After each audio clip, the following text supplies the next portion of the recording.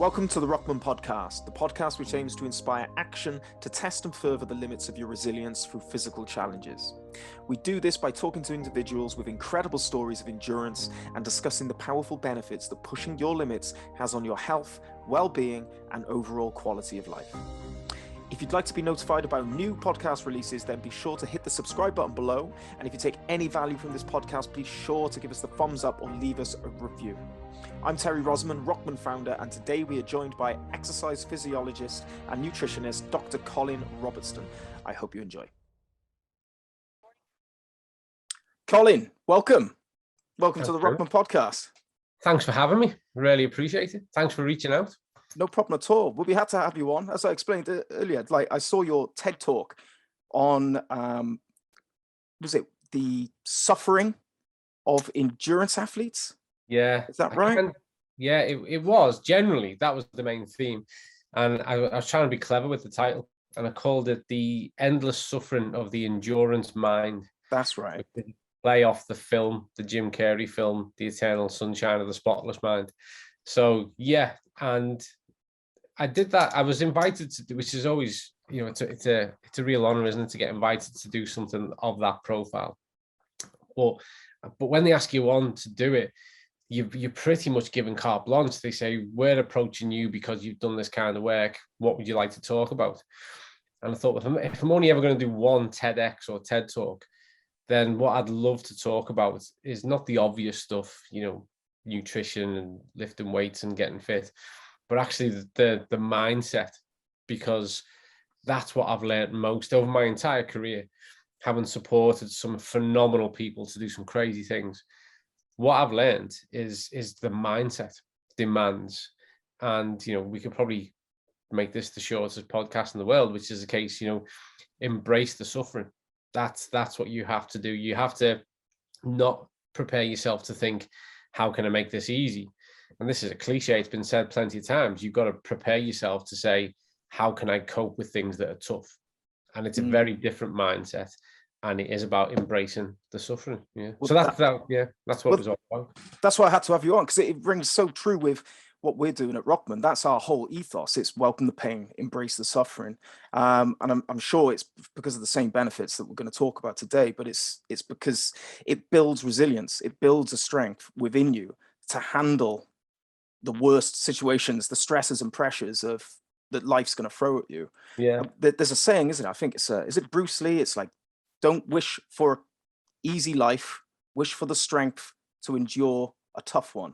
Yeah. And it's exactly that. But for people that don't know, so obviously you've got a lot of hats. I was doing my research. You've got a lot of hats that you wear. So clinical exercise psychologist. No, physiologist. Physiologist, okay.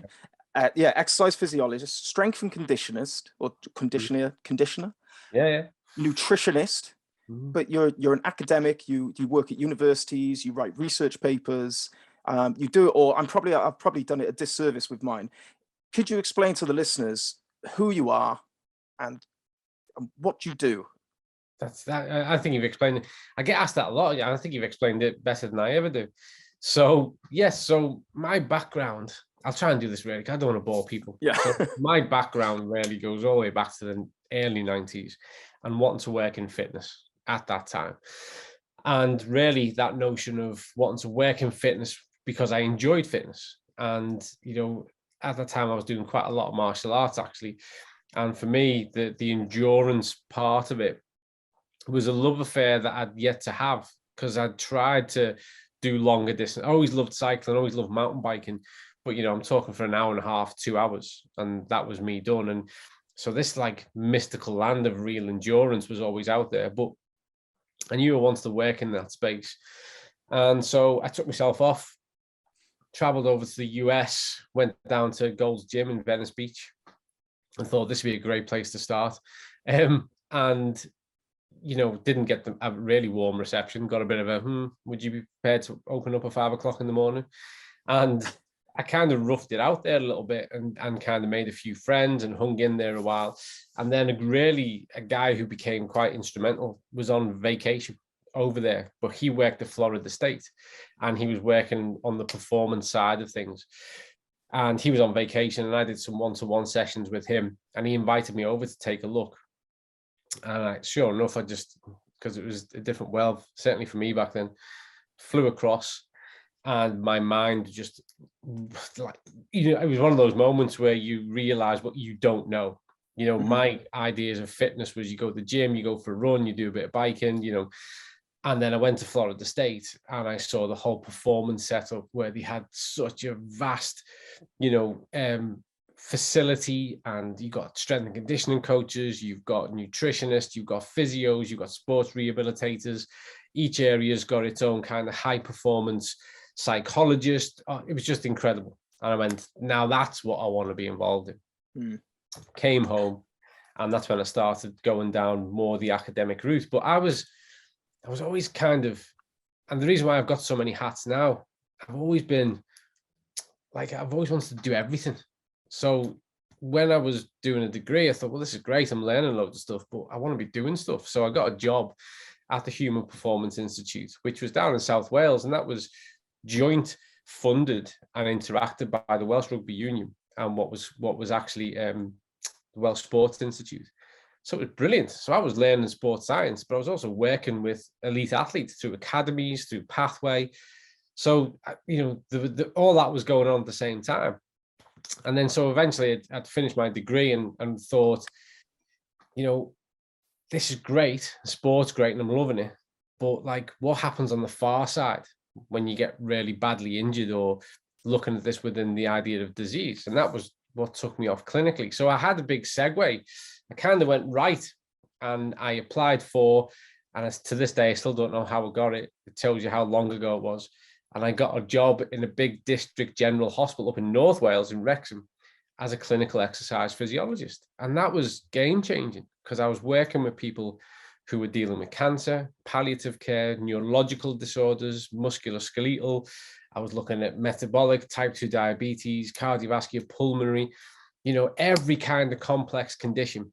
And my job was to stress test them and rehabilitate them. And, you could spend half an hour in the morning with someone who's had a total hip operation, and then spend 40 minutes with someone who's just had a stroke, and then an hour with 10 people who've all had, cancer. And so the rate of learning on the job was just incredible.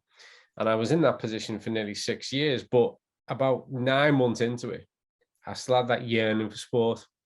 So I started to work in football as well. So I was working strength and conditioning, nutrition, physiology with some premiership teams. And so I was always interested in diversifying. And so now, because then I went back to the academic institute, went to Liverpool John Moores, set up their performance arm. So, which I'm really proud of, and I've still got great links to John Moores University now. So we set up their performance arm, which had English Institute of Sport, Rugby Union, RFL. We got all kinds in. And then I was going far more down. My master's degree was in nutrition.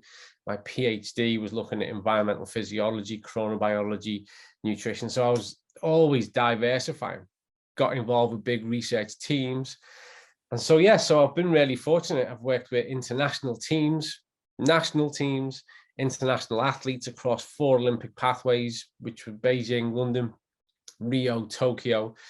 But my specialist area, and I know it's like my autobiography, this, but my specialist area or passion has always been like extreme sports. I always loved mountaineering, kayaking, climbing. And so because of the environmental physiology angle, and because we had this phenomenal environmental chamber at John Moores, started really there to get involved with people who wanted to climb Everest, K2, doing Marathon des Sables, North Pole treks, Atlantic Rows. So that was where I started to get involved in all those projects as well.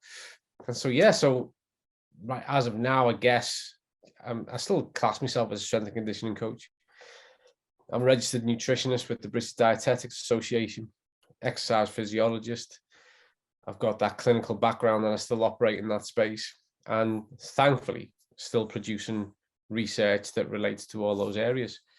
So that's kind of who and what I do. Yeah. You're like a one-man band. You're like your own sports center. Yeah. Like you could do it all. Like, so Did it deepen your understanding of the human body and the physiology of the human body by working with, when you worked in the hospital, working with the injured people and the ill people? Did that give you a better understanding to enable you to help the fit people get the most out of themselves?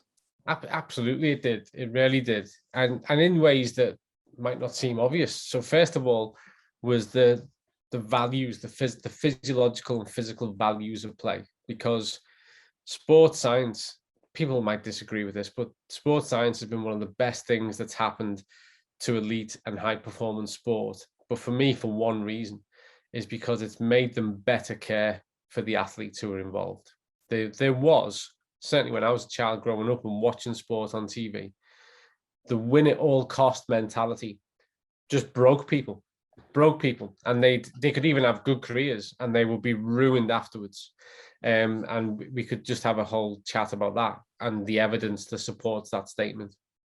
And really what sports science has done through refinement, through a better understanding, has better care for the individual. So for me personally, when I spent 6 years, and that's a bit misleading because I've continued to work in medical and clinical spaces, but 6 years on the job, 9 to 5 every single day, it made me realize the frailty. And really, similarly, when you're an undergrad and you're getting taught anatomy and physiology, and you're looking at cadavers, and you're looking at how systems work and structures are in place.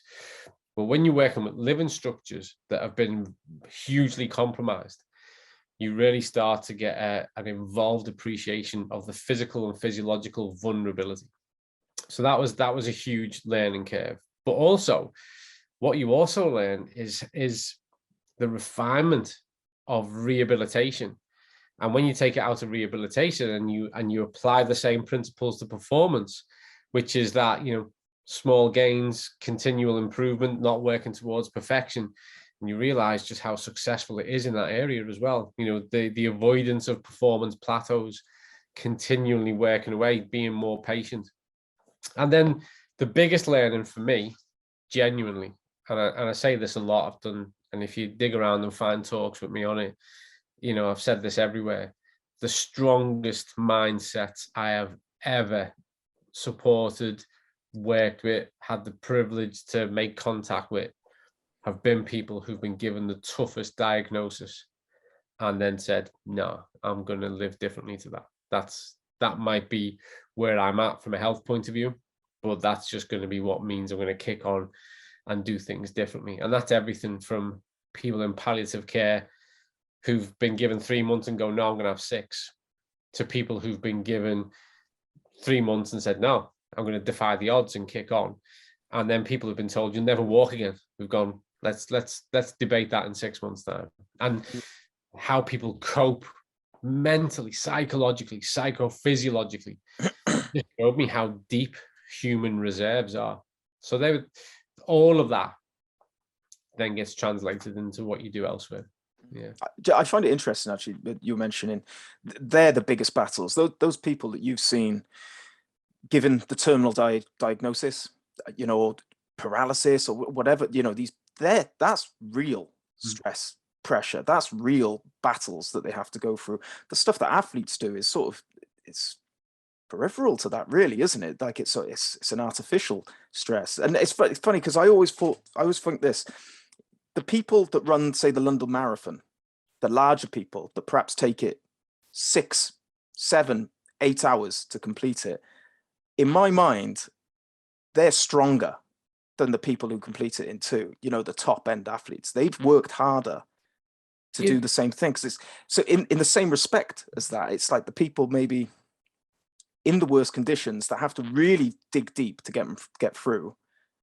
They are stronger in my eyes. There's a lot I agree with there, but there's also some I think that we could debate a little bit. Yeah. Not necessarily that we disagree, but I've probably got a bit of a different take. First of all, on that notion, because I've done the odd marathon and bits and bobs, and I've had tough ones, I've had ugly ones, and regularly when I've crossed the finish line of something like a marathon or an Ironman, one of the first thoughts that kicks in when you see people who are still out there putting the miles in is not, I don't think, wow, I'm faster than them, because it's meaningless. That doesn't mean anything. I actually think to myself, fair play, because I was ready to, in all honesty, you know, whenever you do these things, you're ready to quit 100 times. And actually the success is asking yourself, do you want to quit, and saying no. That's the success of any event. Just go, no, I'm going to carry on. And when you cross the line and that's it, you're done. You know, you can stop now. And I don't think about how much faster, better. Well, I'm just thinking to myself, wow, you're still out there tolerating this and putting it in and staying focused and staying, you know, gritty and determined because you want it. And I'm in absolute awe. And I think that's because I've had purple events that have gone way longer than I wanted them to, where I've had to dig deep. And I know how tough it is. And so when you see people out there for longer, so I 100% agree on that. But I don't want to throw our athletes under the bus, because having worked in that space for a long time, it's a different type of pressure.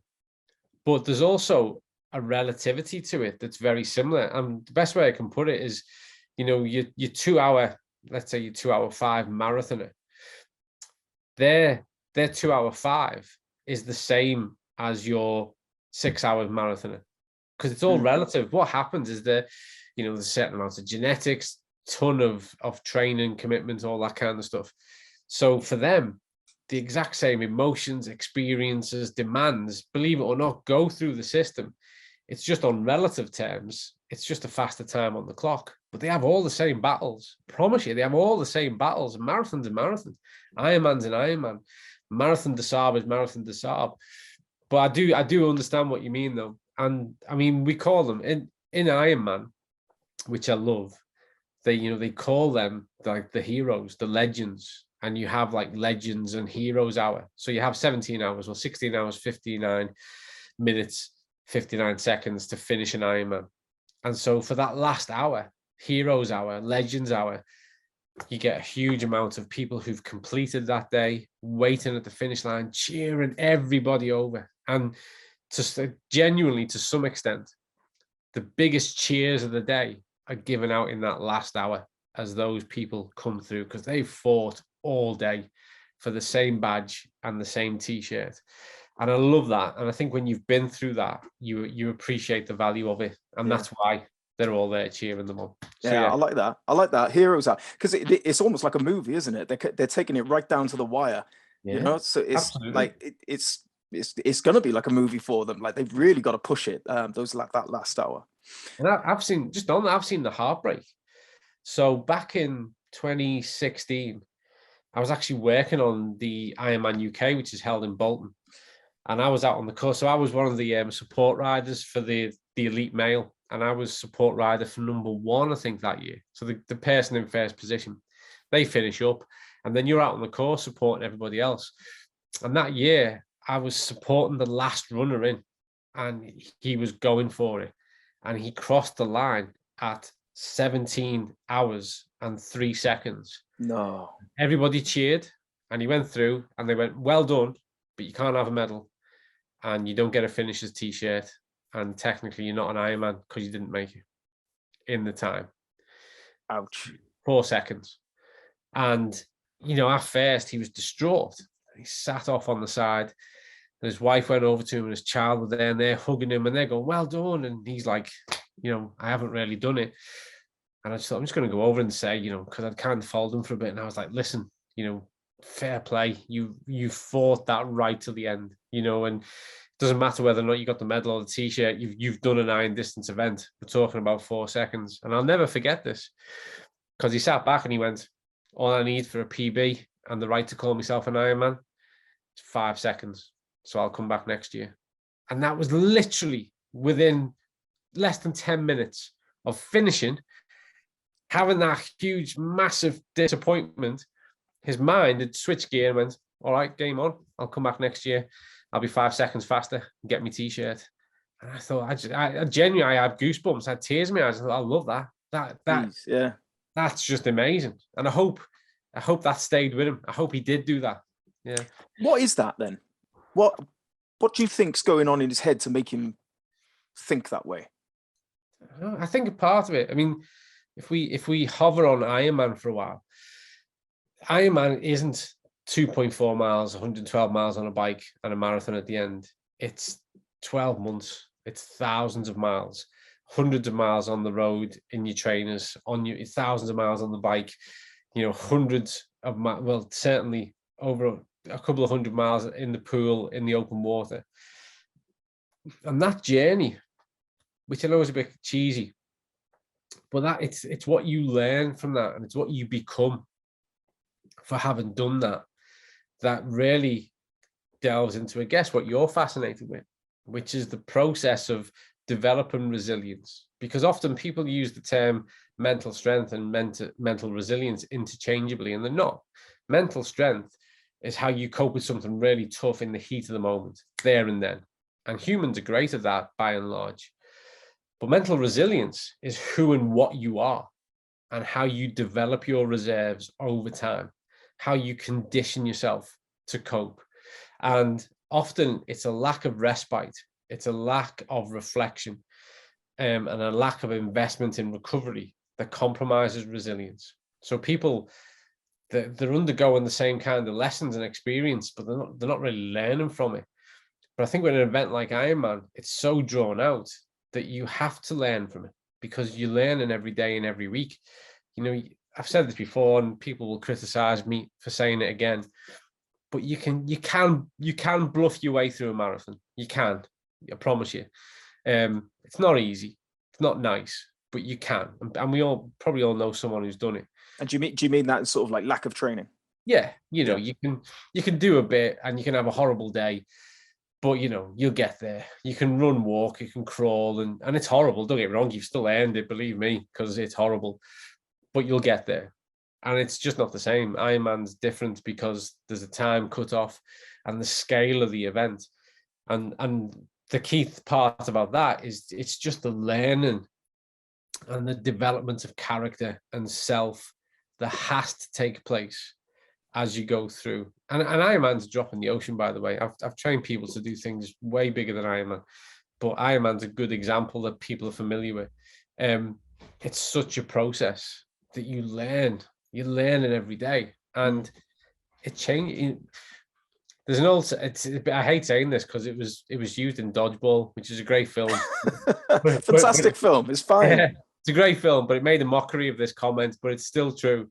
And Iron doesn't build character; it reveals character, and I think that's true. And I think that when you get to Iron Man and beyond, you really start to engage in a world of events that reveal character. And what I mean by that is that the building of character happens before you get to the start line. And then what you show on the day or over the course of the next day, week, 2 weeks, whatever it is that character that's been developed through that process. Yeah. I think that I think humans are very robust. And I think that to really strip back and get to the essence of who we are, and you talk about that character, that's why we have to go so long. That's why we have to do 12 hours or 13, 14, 15, 24 hours to really strip everything back, get rid of all your, so there's nothing left. All it is just the essence of your character. And it is a journey of self-discovery and discovering your true strengths, because you find out who you really are when you're up against it, when you're in the deep waters, and when you choose to keep going forward, you discover, you really work out who you are. I talk about it all the time because I feel like this, one of the reasons again for Rokman existing is I think modern society, this civilized society, has taken this away from people, this opportunity to know themselves, the challenge, the purpose, the meaning that it all gives you. And that's why we want to encourage people to undertake these challenges. You really get to know yourself. I want to talk about your TED Talk again. Go back to that. So you opened with, you wanted to discover the meaning of life, which led you down the path of looking at humans under extreme stresses and pressures. Can you explain that to me? Why do you consider it the meaning of life? Wow, how long have we got again? It's all night. It's true, actually, and it sounds like a really false, fake thing to say, doesn't it? But it's true. From a young age, I just really felt like this sense of, and I haven't lost it actually. Like, what's this all about? That, why are we here? This is an incredible ride of an experience, but what is it all about? And that's taken me to read some of the most far-reaching philosophical narrative textbooks, that there are out there. And I understand where a lot of the debate and consensus is in that area. But for me, I believe this to this day, is it's a huge part of what this life is about the experience of life, about paying attention, and about kind of being present and exploring the potential of everything you've got, physically, psychologically. There's so much more to us. And I think that the closest we ever come to really experiencing the why is when we take ourselves beyond ourselves. And your comment then that life and around us now, there's a lot of that I agree with, but I also think there's something that people don't appreciate enough, is that life is tough anyway. And when you take a symptomatic approach, so you think, I'm not happy, so you go online and buy something, and you buy a luxury couch, because you want to be more comfortable, and you take out a bigger PCP to have a more expensive car because it's going to be more impressive and more comfortable. All of that, it never gets to the cause. You're never going upstream. What you're doing is you're just suppressing symptom after symptom. And it's no surprise to me that the highest correlation of mental health that we see are in people who are actually, when you stand back and have a look at it, you go, if we look at the textbook, everything should be okay. You've got all these things that you want. But that to me is the evidence of the fact that that's not it. That's not it. What we are and what our potential is, and what it is that the rate at which we can process information, the rate at which we can really take in what's around us, is amplified when we engage. And when we push ourselves, and when we push past ourselves, and we really go into that realm of questioning ourselves, really that voice inside the head that's going, you don't need to be here. You could be on the couch. You could be sat in your big expensive car, whatever it is. And you've got a handle on the reason why you need to be there. I think within that compressed moment, there is a sense of, this is it. And unless you're there, you never experience it. And trying to explain what that is, I've tried a million times. It's nigh on impossible. You have to just be there. And then, no surprise, once you've been there once, you go, I'm going to go back again. And you find your feet. Your man, 5 seconds. Why is he able to recover within 10 minutes of a huge disappointment? Because he's been there. I'm going to go back again. I'm going to go back again. And I look at our human story. 6 million years we came out the gloop. 350,000 years in the current form. We're a migratory species. We are designed to move. We are designed to be physically engaged with the world every single day. We like, if you look at our design, we were designed for so much more than sitting on a couch and consuming entertainment. And I think that the most human we become is when we push. So I've even lost sense of the question now, but that's kind of, not just personally, by the way. I mean, I've trained people, I've supported people and trained people to just do some incredible things. And I see that in them. And there's a different look in a person's eye once they've been there. It changes them as a person. And there's a different sense of calmness about that individual. And one of the best parts of it is it strips away the vanity and the ego part, because you realize, yeah, I know how tough I can be, but I'll tell you what, I've also learned how fragile I am. That's the huge part of it. and then you have a far greater value on life, certainly your own and those around you. So draw me back in, because I can't. I've forgotten how we got there. Then. So, but what's your understanding then? We spoke about mental resilience and mental strength, and you did a good explanation of how they are different. But what's the difference? How does it differ to physical resilience, or is it one and the same? No, I don't think that's a great question. I don't think anyone's ever. I don't think I've ever had a chat about that with anyone in those terms before. That's fascinating, and I like your insight there, because I do think they're different. Because, I mean, real strength, real physical strength takes time. It's an investment of time and a specific type of training, whether that's endurance strength, peak strength, explosive strength, these kind of physical manifestations of strength. And they're really easy to measure, because it's typically you overcoming some type of external load or distance or height. But, we can measure these things. Physical resilience probably is more aligned with the notion of, again, that endurance capacity. But from my interpretation of physical resilience is, how soon can you go again? So you can be really strong, whether that's explosively, whether you're fast, whether you've gone long. Can you do it tomorrow? Can you do it in 2 days' time?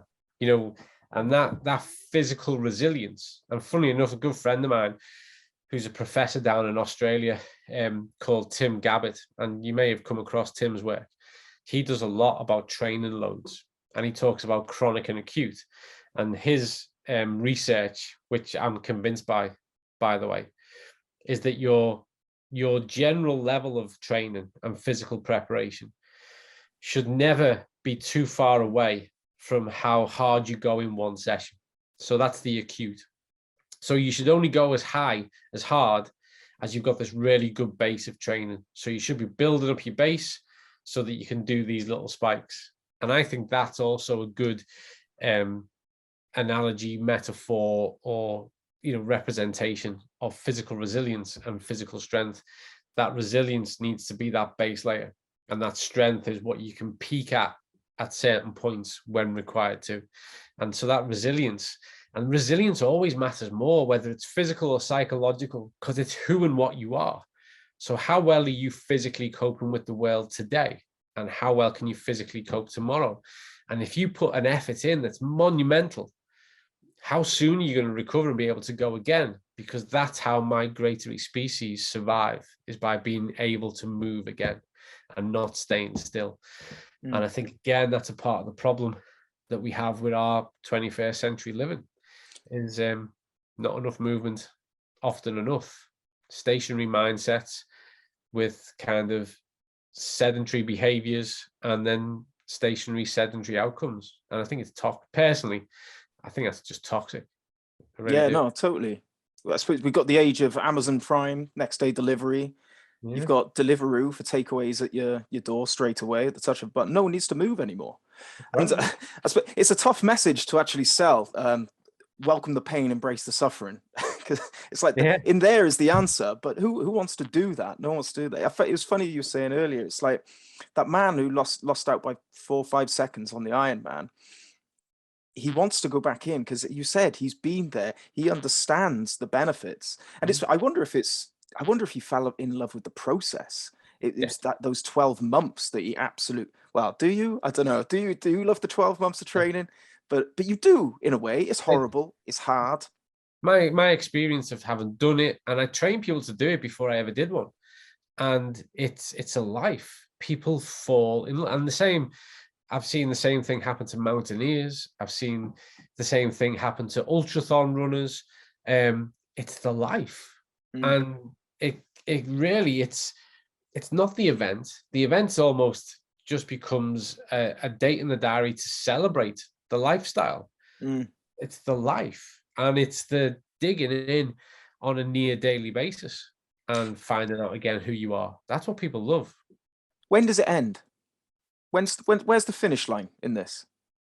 That's really interesting. Most people just change. So most people find something else, because also, and there's some great work on this, a commonality of the personality type who does these things is what we call arrival syndrome.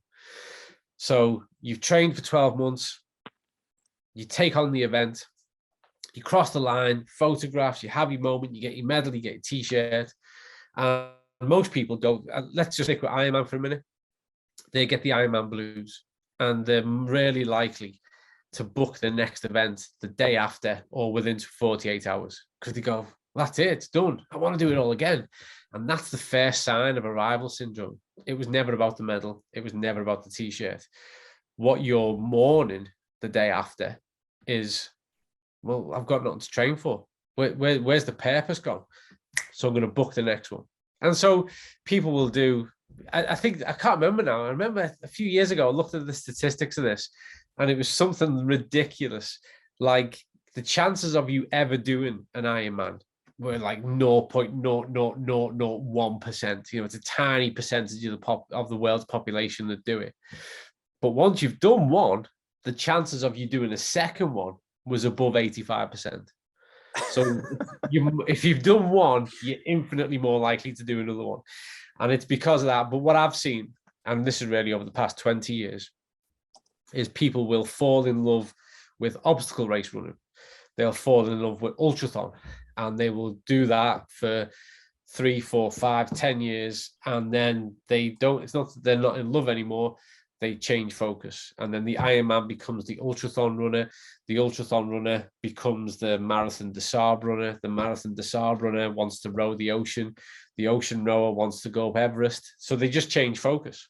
So they'll do these things until they've kind of filled the bucket a bit, and then it comes a bit, all right, I've done that, and like anything else, like, how can I ramp it up? What's bigger than this? What's going to take me there again? You know, so that happens a lot. Yeah. I mean, do you know anything about, I don't know if this would be your expertise, but obviously that there's a dopamine hit to this stuff when you cross that line, and you know that 12 months of work is over. It's a huge dump of dopamine. You love it. You know, you can break down, cry, you love it. And as you say, you get the blues. It's like a couple of weeks after, you're missing that purpose, you're missing that meaning.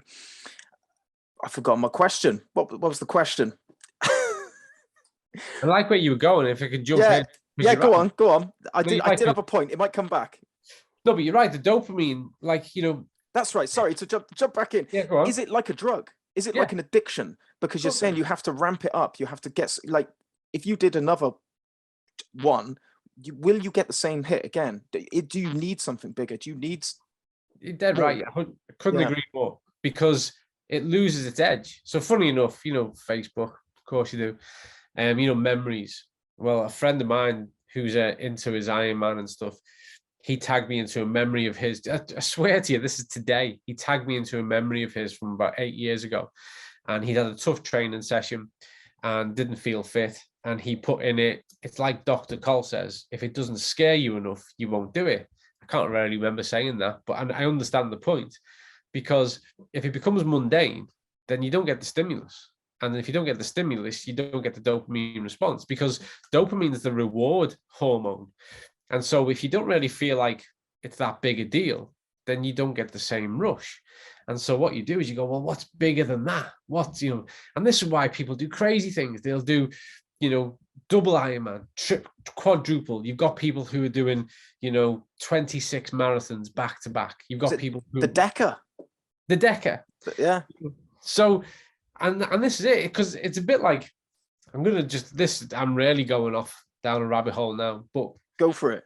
When I was working in hospitals, part of my job was to help people who were obese to lose weight so they could have life-saving operations. So you're working with the dietetics department, you're working with nutrition, you know, calorie control and physical activity, exercise, to get people to lose weight so they can have an operation. Now, those people I met, it was very, very rare that they hadn't, sorry, I'll explain that differently. They'd often done 4 or 5 or 6 diets. So they'll have dieted, lost a load of weight, then quit the diet, their behavior goes back to what it was, and they put more weight on, and then they'd lose a load of weight again, and then need to quit, and they put even more weight on. So no one becomes that kind of like scale of obesity overnight. And typically, and they knew the diets, and you could have great conversations about nutrition, food, calorie count, and all that, because they'd been living this for years. But the reason why the diet failed is because of a similar thing. So they lose the weight they want, they get arrival syndrome. Go, I thought having this weight off would be amazing. This isn't quite it. And their go-to point was to eat the way they do, and gradually, little by little, overnight, they get it all back on, and they reach a point and they go, this is wrong. I don't want to be like this. And they crash all the weight off again. So we see at that end of the spectrum. At the other end of the spectrum, what you see is someone who says, what would be like really tough? And they go, right then, I'm going to swim the Gibraltar Straits. So they train for it, and they train, and there's all the unknown. Will I be able to do it? Will I fail? Failure is a great carrot to dangle. You know, all the what ifs, maybes, can I, the kind of backing yourself, the training, the commitment, the wanting to be able to overcome it. And then you do it and you achieve it and you get that rush and you go, brilliant, I'll do it again. The second time, it's not quite the same. You know, done this, know how to do it, might do it a bit better, might do it a bit faster. For the vast majority of people, okay, yeah, but you didn't get that big woomph. And so what they start to do then, they start to go, well, what's bigger than that? I'll swim the channel. So they then go, well, what's bigger, better, tougher? And you're dead right. The chemical reaction, the hormonal engagement of the kind of the sense of achievement, of fulfillment is that huge chemical rush. And the reason why I brought up the food analogy is because we know bliss point technology, dopamine cycle, manufacturers of ultra processed food, of confectionery, they know the recipe to trigger the dopamine response. You get the same hit every time. But you might have to start taking more of it. And that's how people get obese. And that's how people get addicted to massive big endurance events, because you need to do a bit more to get the same response you got the first time. That's really interesting about you saying you get the same hit when you have the food, but you won't necessarily get the same hit from other stuff, you know, like for the endurance events and stuff. You just need something bigger. Talk to me about diet then, because that's another main area, or perhaps the main area of your work right now. Is that right? And I do a lot of work as a researcher in the kind of food nutrition space. That's a huge part of what I do now. And you know, you are what you eat. It's a cliche, and as I like to add to that is that, more importantly, you are what you absorb. And a big problem that we have in the world at the moment is that, particularly if you look at just the UK, 60 to 65% of the average diet is made up of processed, ultra processed foods, another 15%, which is lesser processed, but still processed. So on average, you're looking at typical person knocking about in the UK is anywhere up to 80% of their diet is very actually nutritionally poor, but energy high. And a lot of these foods, and this is not sinister or conspiracy, it's just fact. They are engineered off what we call bliss point technology, particularly confectionery orientated foods. So they know they get the perfect blend of salt, sugar, fats, certain kind of excipients and binding agents, and they know we're going to go woomph, there you go, there's your dopamine, there you go. And then it's associated with, you know, comfort food, the reward mechanism. And the problem we have in Western industrialized nations is we have plenty of energy, but really poor nutritional provision, because these foods, synthetics, don't work the same way.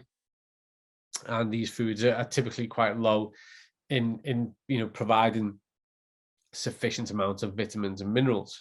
So we've got that as the canvas that we live on.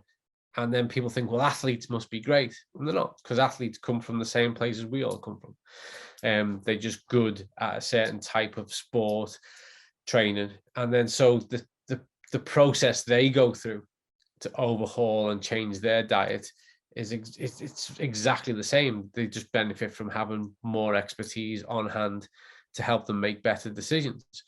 But what I love about that kind of warrior mentality that people get through taking on tough tasks, through different types of physical challenges that they'll embrace, whether that's how they train or an event they want to do, is that before too long, they start to realize that how and what they eat plays such a big part in how they recover and how they perform. And so it really switches people on to looking at their diets and how they need to make better choices on it. And so for a lot of times, when it comes to the performance side, I will meet someone because they're looking for a marginal gain. They either want to get faster, go longer, cope better. So they want to do resilience kind of sessions. And then we get to the, right then, how can we bolster all this through diet and better choices? And it's tough because, you have a relationship with food. And then when someone comes along and says, we need to have less of this and more of that, and people go, but I love that. And that makes me feel good. Food makes you feel good. Oh, hell yeah. It's hard, isn't it? Yeah, it's nice. Yeah, really tough. What's your philosophy on food then? How should someone be structuring their diet? And say this is just the average human rather than an athlete. Flip those odds. Flip it. So 80% of what you do is working for you. Highly nutritious, whole foods, clever, intelligent supplementation when you need to. And then enjoy that 20%, guilt-free and harm-free. Because I don't believe in guilt anyway. Guilt's just a fraud, but harm-free. If you like having a Mars bar, brilliant. Just make sure you're not having them every day. If you like going for a takeout, superb. Turn it back into a treat. Have it once a month, not twice a week. It's just turn it back round. And remember as well, when we look at epigenetics, which is one of the most exciting branches of research in the past 50 years, we know the foods have an epigenetic effect. So they change your gene expression. You can't change your genes, but you can change the way your genes behave. And food is one of the epigenetic stimulus that you engage with on a daily basis. Exercise is another, but food, all of us are engaging with that relationship on a daily basis. And so simple things like adding a palm full of blueberries to your daily intake has a huge epigenetic effect. Watercress, having complex carbs, less refined carbs, putting really good fat in omega-3s, making sure you're getting good fatty fish, mixed nuts, all these things, these start to change your gene expression, which means that you actually day by day start to become a kind of enhanced version of yourself. You start to reduce your risk of disease. You start to better care for yourself at a gut microbiome, cellular level. All of this is the system working for you. And so when you get to the point that you've got a really good nutritious diet, plenty of vitamins, minerals, the macros, proteins, good fats, complex carbohydrates of the right amount, all this is working for you. Then when you want to have that treat and turn it back into a treat, it doesn't matter. You should do that guilt-free and enjoy every single mouthful. Problem we've got is that junk food is cheap, which makes good food look expensive, and people have they've got the wrong balance. Too much of the diet is working against them. I suppose a lot of people would say time is a big issue as well, right? Yeah, do you believe that? Do you know what? I've recently had 2 kids, and believe don't know if you have kids but you'll know that when you have kids, you have no time. But what it's done is it's made me so much more productive with my time. I think that if I didn't have kids, I'd be lazier. Does that make sense? Because time is now precious. Do I believe that? No, I think everyone's got time. I think you've got to find it. And that's what I've had to do. I've had to find slivers of time to do the work around, to do the Rokman work around my full-time job and do the kids and be a husband as well. And have somewhat of a social life. You use every minute that you're given, you use it. And I think when people say they don't have time, is because they're not using their time. Would you agree? I agree. I've just got a slight, I do, but I've got a slight, tiny nuance of change. Yeah. I don't believe we ever find the time. I think we just make the time. And that's what 100%. It comes down to. I don't fall for that anymore at all. And I haven't really ever, because you're dead right. We're all busy. I've got 3 children. I run 2 businesses. I run a gym. I've got my consultancy business. I work full time. We've all got stuff that we're doing, and what you've got to do is therefore better plan, and you've got to latch on to the priorities. So the World Health Organization recommend 30 minutes of, moderate intense activity, exercise most days of the week. And people are struggling to achieve that. 30 minutes is 2% of your day. 98% of the time, you ain't that. And for that 2% investment, you're not going to get many things that'll give you such a good return. Let's double it up. 4% of your day, an hour. And I know people are busy.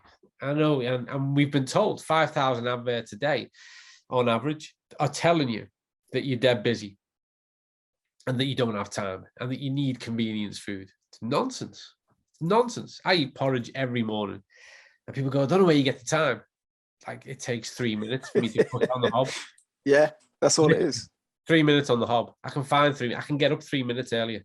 And I get up, reasonably early, walk the dog. It's like, people, whether you can or you can't, you're probably right. It's whatever you tell yourself, whatever you buy into. And I've worked with, I've worked with athletes. It's a bit easier there, to be honest with you. But I've done a lot of work with people who are working in the city, high demand, big exec jobs, and they're proper, haven't got time. And over the process of it, we start to unlock and identify where the time opportunities are and where the prep comes into it. So setting yourself up for success. If you're going to tell me you don't have time to make porridge in the morning, no problem. Let's make some overnight oats. Get that little tub out, pour it up in, shove it in the fridge. There you go. Just saved yourself 3 minutes. Yeah. You know what I mean? And then you can eat that in the morning with blueberries and some chia seeds and some like crushed walnuts and cashews. Brilliant. We're good to go. We're winning already. It's like, it's all of these things is if you can attach the value to it, you'll make the time. If you're not really buying into the value of it and you want to buy into the whole notion, I'm too busy, probably right. Yeah. It's like I've had to do that myself with the food, and what's the term? Sustainable consistency is the term. I think you've got to find something that you can consistently sustain for long periods of time. So my lunches at the moment, I just, it's really boring, right? It's flavored chicken breasts with some sort of fajita mix, some peppers, some peas, some onions, and a bit of couscous, because you get the sachets of couscous, 50p, really cheap. You just add hot water. But I can do that, and it takes me no time at all. I can knock that. I wang it in the oven, leave it 40 minutes, take it out. And then I've got, that's a healthy meal, right? That I can have every day for lunch. If I take away this, if I take away this planning and I don't have anything prepped, that's when I go and pick up the sausage roll from Tesco's, or, have you seen those processed chicken bites and stuff that you can get now? Fridge Raiders. It's terrible. But like, that's when you break. And I think planning is a big part of it, but it's not like you're planning to feed the 5,000. You're not doing a Sunday dinner every day. It's just simple planning and preparation, and that's what's going to save you, I think. That's right. And just, you're dead right in what you're doing, I think is bang on. And I think people sometimes think if they can't do it perfectly, then it's not worth doing it at all. And that's just not true, because everything in between is improvement, and that's what matters most, and that's what builds your consistency in. And this, I mean, the convenience angle came in 1954, and it came in at the same time we started to teach people about calories as a way to understand food. And both of those came in because since 1948, we'd seen the advance and the onset of the fast food industry and the processed food industry. So we had this new food, and we had to explain to people how to understand it.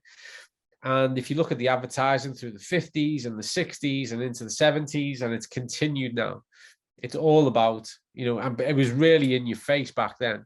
You're too busy and you're too important. You've got such an amazing life. If you want to give your family a meal, look at this. And it goes ping in 10 seconds and you've got a meal on the table and it tastes amazing.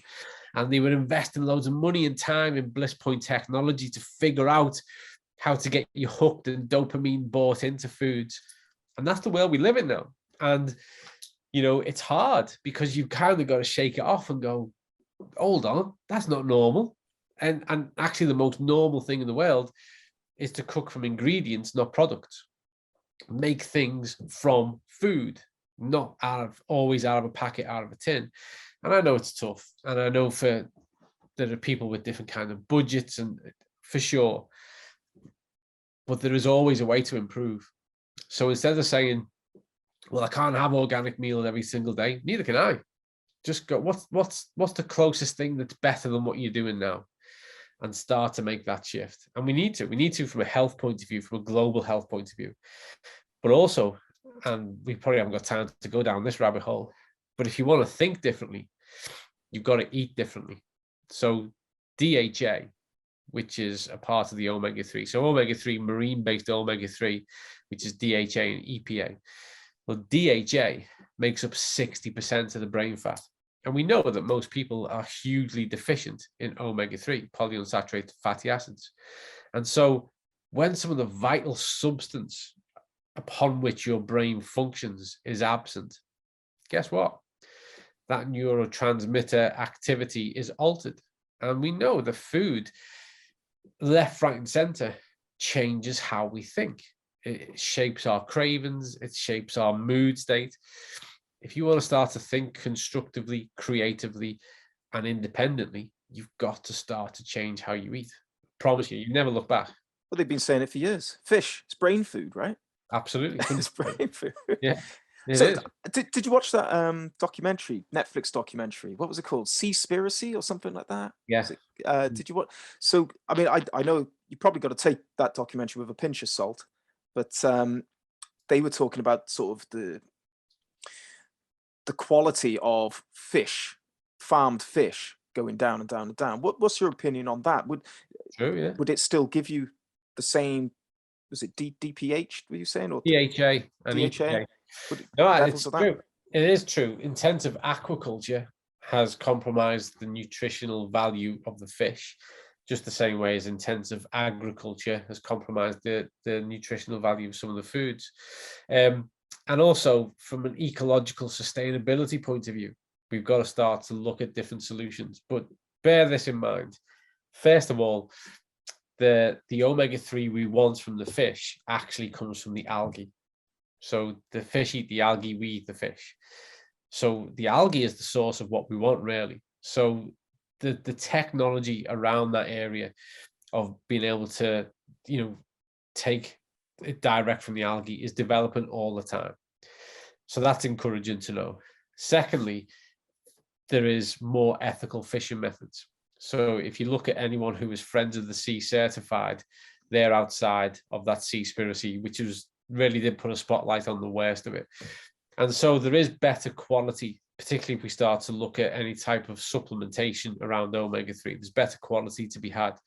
But for me, I think that what most people need to do, a bit like vitamin D supplementation, vitamin D deficiency, you should look to supplementation. For omega-3, you should look to supplementation. But don't be, the algae, I think the algae is a huge part of the future, sustainably, and that's where those omega-3s are. So yeah, if you're going to buy fish, which I would encourage you to do, but go for the line caught, ethically sourced, Friends of the Sea certified.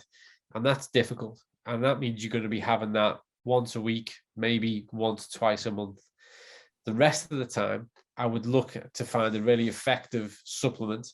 And I would also look at those vegan options that are around the sea algae, and look at how you can build a strategy around getting sufficient amount in on a daily basis. Yeah, it's crazy. As you're saying, like the amount of processed food that's out there now, and how the world has changed. And you're saying it's really hard to find something just sort of farmed, normally and ethically. It's a battle to find something not processed or affected by the intensive farming, and it shouldn't be like that, right? I mean, because you look at the modern world, it's that's what you're looking at. The modern Western world, you look at how it's changed and how the health is changed. How much has the health changed because of this processed food? Then what sort of the problems that we're looking at now? We're going into dangerous territory for me, because this is where I often get my soapbox out. This is a huge part of what I work on now, and I'm passionate about it for a good reason. So Well, let's look at it. You know, on my watch, my God, the things got worse. So I remember back in 1978, 79, I was in a school assembly. So little Col, he's around about 7, 8 years old. Yeah, about 7. And we had this assembly about cancer. And I kid you not, it's, you know, it's just the way my brain's wired. I have an immense capacity to remember all kinds of stuff.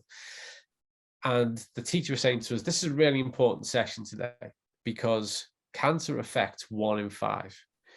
And this means that someone you know as you grow up is going to be affected by cancer. And it could be a family member, it could be a friend, it could be someone on your street, and it could be you because it's 1 in 5. And they talked about different types of cancer and also that cancer kills you. You know, we had this really serious school assembly, and it was really profound to me because it was I now look back on it as one of those moments of where you start to come to terms with your own mortality.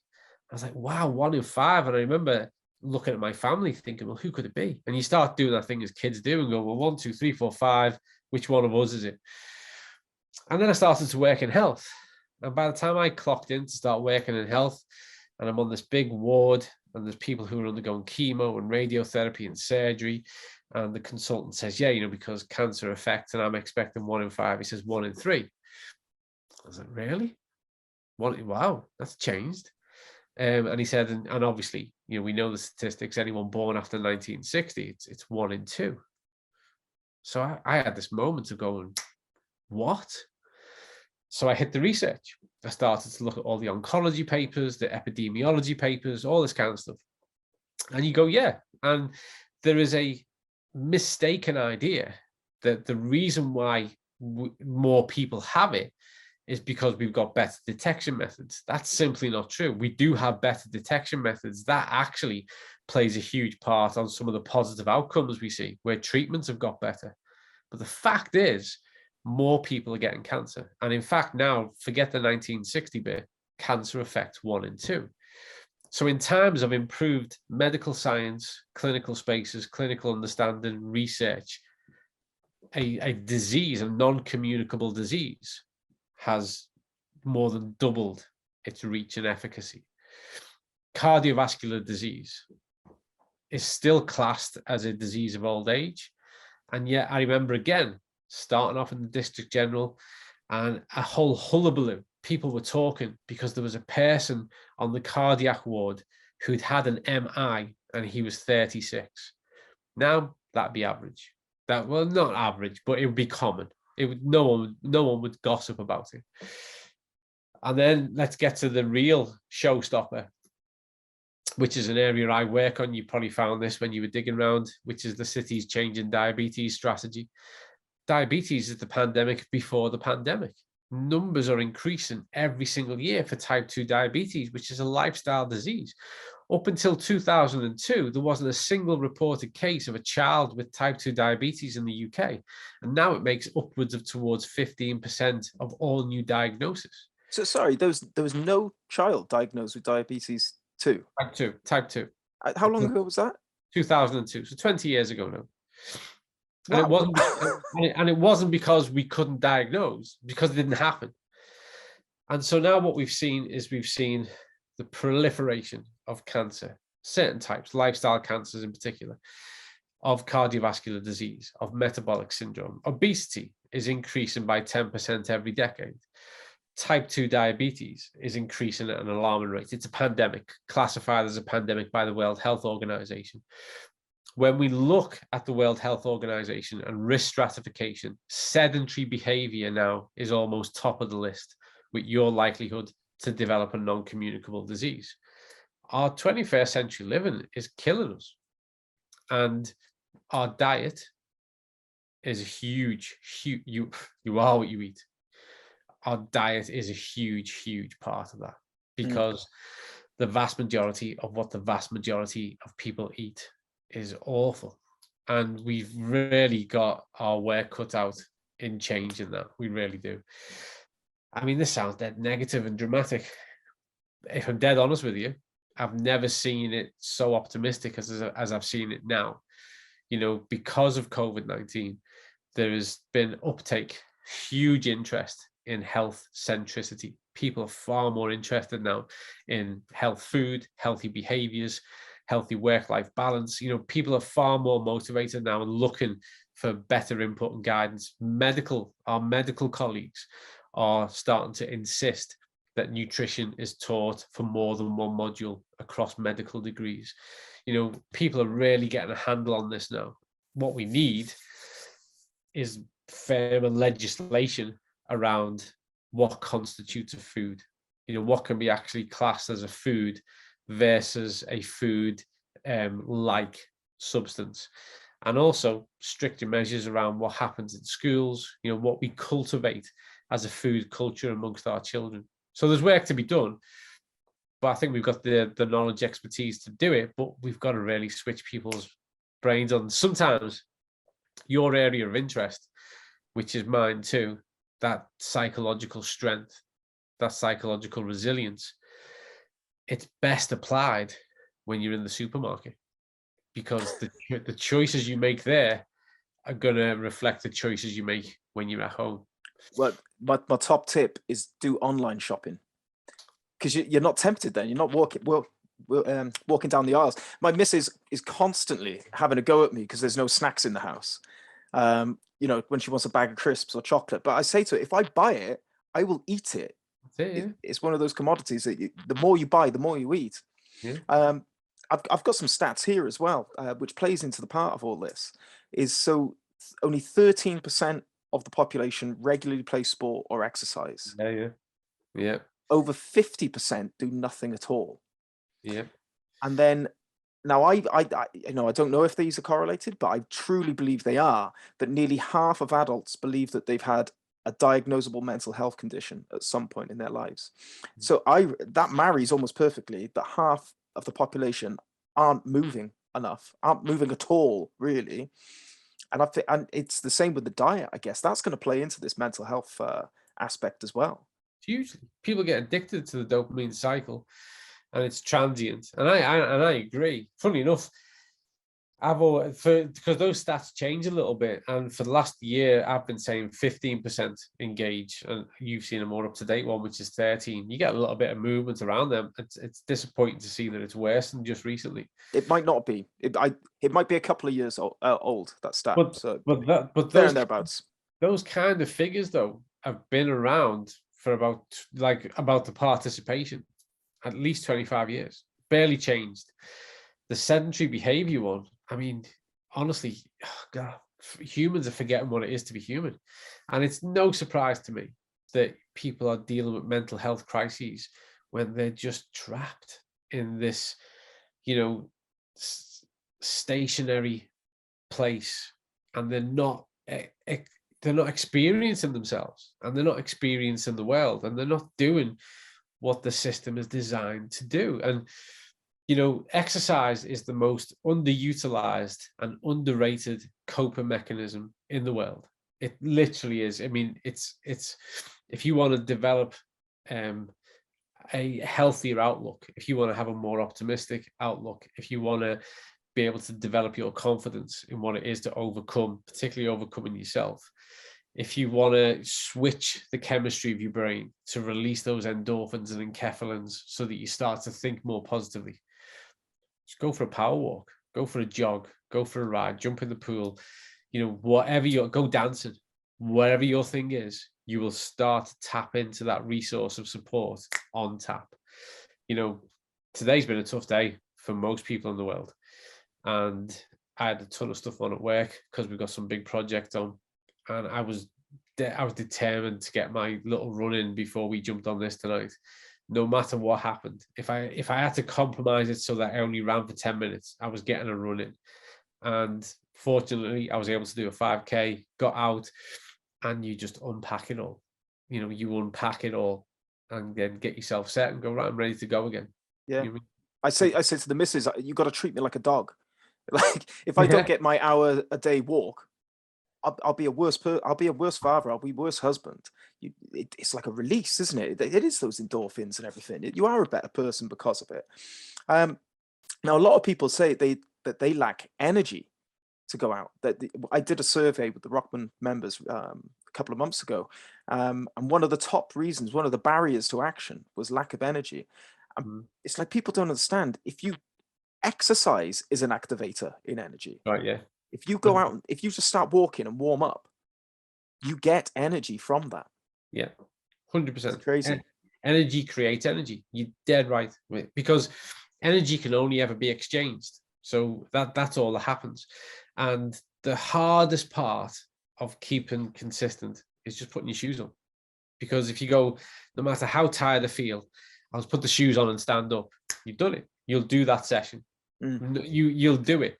I often, when I was working more one-to-one with people in the gym, I used to say, no matter how you feel, our terms are you show up.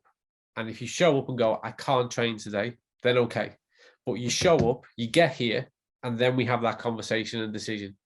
No one ever didn't do a session, because it's just the getting there. It's just putting the shoes on. And you're right. So when your energy is lowest, that's the time to go, right, I'm just going to take the first 10 steps. And if you take the first 10 steps, you'll do the next 10,000 steps. That's it. It's just starting. Talk to me a bit about motivation. Do you know much about it? You're going to know. I know you do. You know all about motivation, I'm sure. But like, I know there's like extrinsic motivators and intrinsic motivators. Can you talk to me about that and what the difference is and why is one more important than the other? Yeah, I mean, I'm guilty of saying that motivation's a fraud, but it's not. It is, but it's not. And when it comes down to those intrinsic and extrinsic motivators, I think that what happens to motivation, particularly when it's intrinsic, is it becomes a far more valuable commodity. Well, let's look at them both first. So extrinsic motivation is the recognition, the reward, the sense of approval that we get for something that we've achieved. So we can be extrinsically motivated to do the London Marathon because we're going to get £20,000 for winning it. There's only a couple of people who are in that position. But a lot of people are extrinsically motivated because they're going to get a medal, they're going to get a t-shirt, they're going to get adulation, the people are going to respect them and go, wow, you did a marathon. They've got a story to tell. And that's a huge thing. Daniel Kahneman, American psychologist who I think is incredible, said that we don't choose the things that we do based on what they are, but we choose the things that we want to do based on the story they'll become, based on the memory they'll become. And I swear to you, in my experience, that's proven to be true. And so that can be those extrinsic motivators. You know, it's the whole kind of what comes with it, from the finances to the status to the identity, can be that extrinsic motivation. It can even be the weight loss. It can be that, you know, you're extrinsically motivated because you want to go from a size 16 to a size 12. I don't know, whatever it is. The intrinsic motivation is the one that will, extrinsic will get you there once, maybe twice. Intrinsic will get you there for life, because intrinsic motivation is where it's all about that sense of self and fulfillment and what it means to you and how it adds value to your experience of life, of the world, and how it redefines and shapes who and what you are. And that's where I think it stops being motivation. It becomes a far more valuable aspect of self. And it actually starts to tap into that notion of becoming, of actually not only experiencing the world, but actually developing into who you're meant to be and how you experience the world. Because I was actually having this conversation with a colleague of mine a couple of days ago, and I summed it up, but I summed this up too briefly. You can tell me what you think of my theory. I said to my colleague, I said, as coaches, whether we're strength coaches, whether I'm coaching you to climb Everest, whether I'm coaching you through your nutrition choices, whether I'm coaching you towards better mental resilience, all I'm doing is helping you to get out of the way of yourself.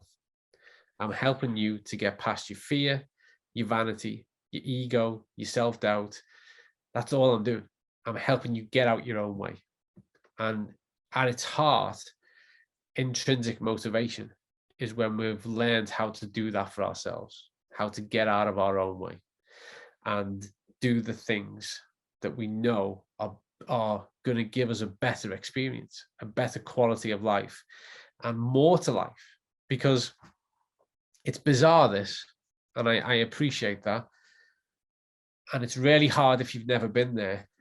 But I promise you, if you suffer a little, you will enjoy a lot.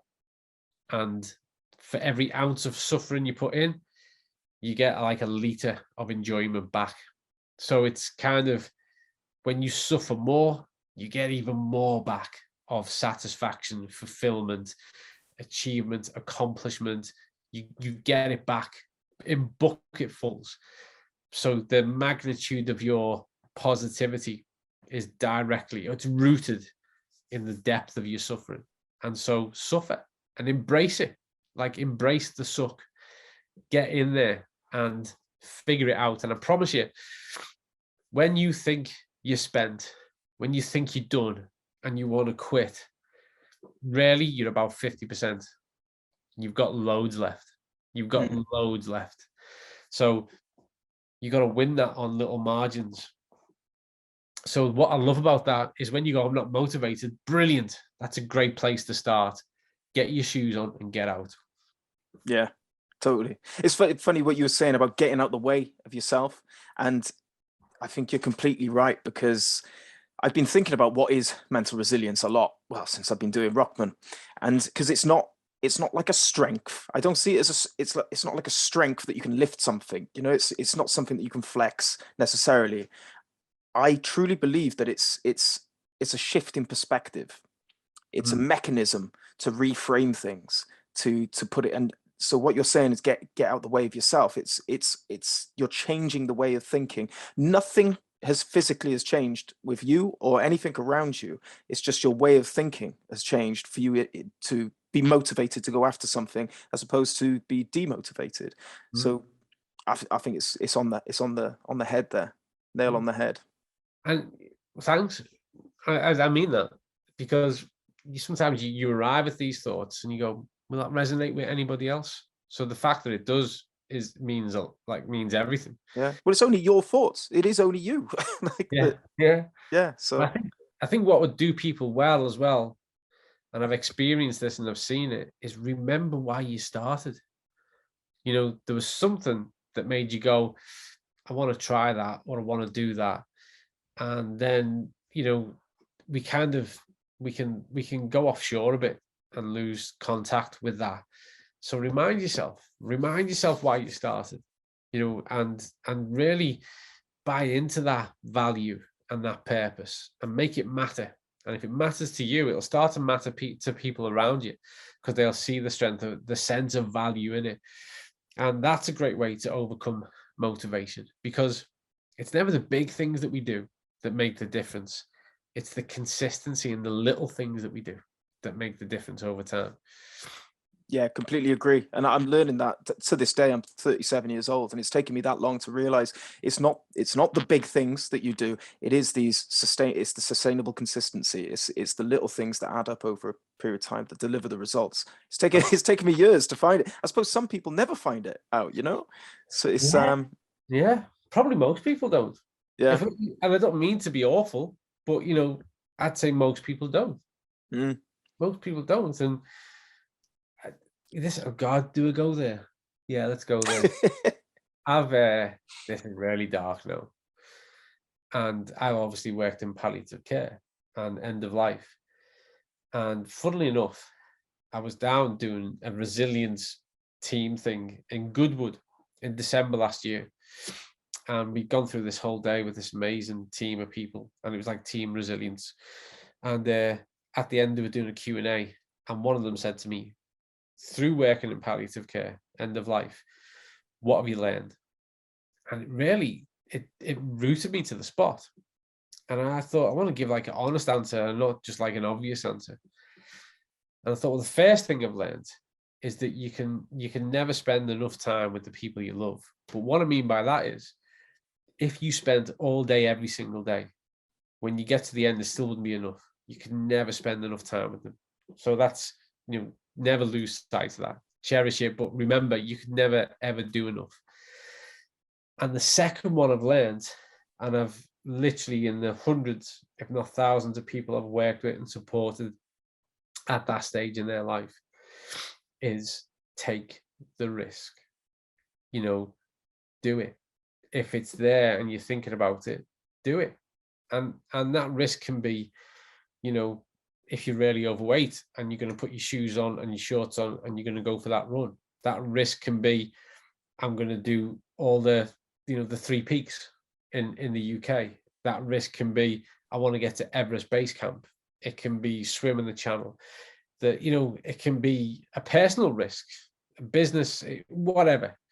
Take it. Because when we get to the end, what I've seen consistently is that people very rarely regret the mistakes they've made.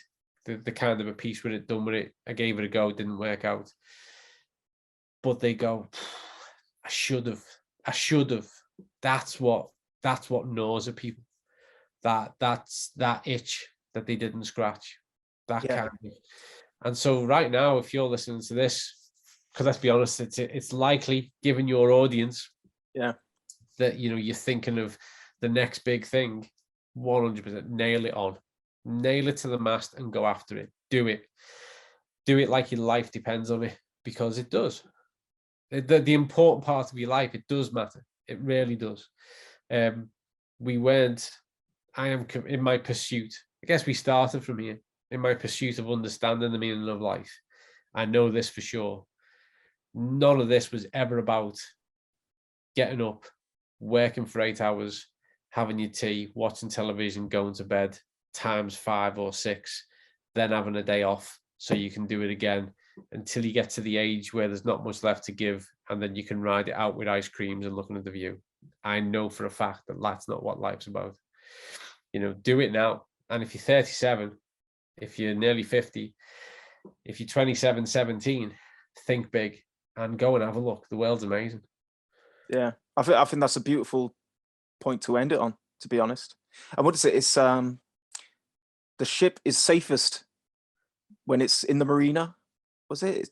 But it's that's not what it was built for. That's right, yeah. I butchered it. I butchered that saying, right, but it's something like that, right? You're dead right, yeah. Yeah. And what's the other one that's like that? My dad was in the Navy. What's the other one? Was it a fair sea never made a good sailor? And it's true. You know, ride the waves. And it, like, maybe you might cut at this point, because this might not be as good an ending. But, like, you know, I regularly, one of the things I'm really grateful for is that I regularly will, like, I live just opposite a farm. I'm really lucky. And I'll go out and there's not a lot of light pollution. And I'll see the moon or the stars. And I look up and I go, what? Are we allowed to swear on this? Yeah, go on. I go, what the fuck is all this about? Like, look at that. And that's endless. That's infinite. Like, if you stop and think about that for a minute, you go, hold on, this is all just wait. That's infinite and expanding. There's this big chunk of rock where, if not for that, the tides of the earth wouldn't work. There would be no life here. We're 66% water and we're tied into the movement of that. This is also orchestrated, you know, it's orchestrated to perfection. It's above us and around us each and every single day. It is incredible. Right then, what do I want to do next? Like, what's the next thing to experience? What's the next hill to run up? What's the next lake to jump in? And I think if we can all keep hold of that and keep doing it right up until you're sharing your end of life stories and passing it on to the next person. Honestly, like, in these cities and even villages to a certain towns to a certain extent, you don't see those stars. You see the moon, but you don't see the stars. You don't see the expanse of the universe. And I've thought about this before as well, that I think if people saw those stars that you see more often, they would be more humbled, enlightened every day. But they don't see it because of the light pollution. It's a shame. Just before the world went crazy, so it was October 2019, I took a team who were fundraising for a charity on a trek through the Grand Canyon. And we were out there for 14 days, camping in the wild. We kayaked up Lake Powell, did the full canyon trek down in it. It was amazing. And every single night you had the Milky Way, like someone had just turned the projector on. It was so hyper real, it looks fake. And I've experienced that in a few parts of the world. I've experienced it when we were at base camp, and I've experienced it in a few places. But every night for 2 weeks. And there were people on that who were all from mixed backgrounds, some from London, Manchester, Liverpool, places. And I remember the first night, and there was a genuine, and these were adults, there was a genuine like that's not above us at home, is it? I was like, we're on a planet. That's like it's not like an American thing. That's what we should see. Whenever it's clear, we should see that. It's the light pollution time of year for sure. And there was a real, for one person, they found it the first couple of nights, they found it quite like kind of upsetting and disorientating. And then as you're saying, then it settled in. And you never, like I never get to the point where I go, yeah, I've seen it. You still every night, you don't want to go to sleep. It's more fascinating than the daytime sky. And you go, this is what is around us. This is the reality. This is the magic of our reality. And if we just looked at it and recognized it more often, we go, yeah, I don't need a luxury couch. I need a good pair of training shoes and a waterproof coat because I want to be out in it and I want to explore it. And for instance, when someone buys a Lamborghini, they're not buying a Lamborghini so they can drive 30 miles an hour. They're buying a Lamborghini so they can clock it and find out what it's about. That's you. Get out there and find out what your performance is capable of and live it and love it and enjoy it and then do it again tomorrow. And then do it again tomorrow. Maybe I'll finish with this. Nietzsche, philosopher who I read a lot of the work of, he said, you should live your life as though every single day will be the same. And you would be satisfied with that. So you got to structure your life so that every day would be a retelling of the exact same thing, but you'd be happy with it. Because if you don't plan it that way, it happens that way. And when it happens that way without you planning it, you typically don't get very much. I like it. I love it. Colin, thank you very much. Thank you. If people want to follow you, how can they find you? As I always say this, don't give your home address. Yeah. Yeah. Professionally, Twitter is probably at Dr. DOCTOR _Col is probably the best place. There's a few bits. I'm really lucky because I work with Cause, who are an education company in the kind of nutrition and personal training space. I consult with some big nutrition companies. I'm academic. So I'm really lucky that lots of other people put stuff out and I don't even know it's there. But for the odd bits that I do, the odd tweet and comment, then that's probably the best place. And LinkedIn. Everyone's on LinkedIn. Everyone's on LinkedIn. I'm the least active person on there, but I am on there. Well, what I'll do is I'll put a link to your LinkedIn and to your Twitter. And I'll put a link to your TED Talk as well, so people can check that out. Oh, yeah. You know what? We started with the TED Talk, didn't we? Mm. I never watch or listen to anything I've ever done. And one of my children, my oldest daughter, came home and she said, oh, it was so embarrassing. She said, we watched your TED Talk in class, but no one knew you were my dad. It was just the teacher had put it on and said, we've got these talks, and played it to the class. And it was all about trying to motivate people and all the rest of it. And her friend, like towards the end of it, went, isn't that your dad? And the whole class turned around and the teacher was like, what, is that your dad? She was like, yeah, it's my dad. And she came home and she's like, the teacher's asked if you can go in and talk to the class.